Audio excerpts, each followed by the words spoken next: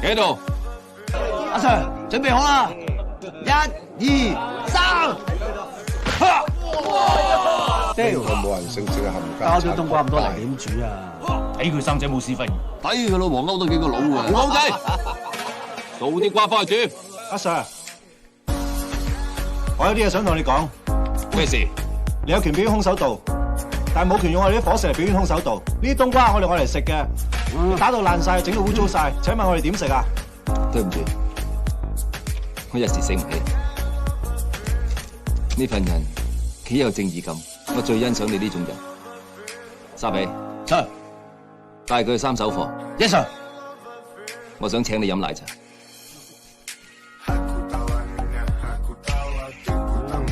靚仔，你有福啦！阿 Sir 好少請人飲奶茶噶，我睇佢都幾錫你啊！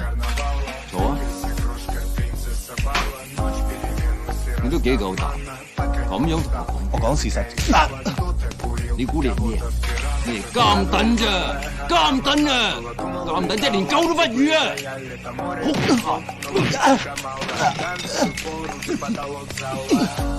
你打傷冇所謂，監躉都係人。你講得好，監躉都係人。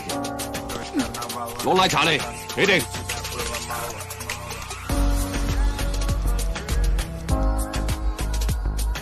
唔好話我唔益你，我而家請你飲奶茶。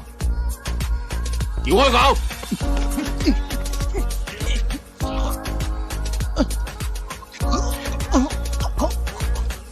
搞錯啊你啊！自己都未搞掂啊，搞到你，好似你屋企咩？冇人性講啊！嗱，頂住一陣啦，你幫我。係啊，而家搽油啦。呢條友樣都算黑啊！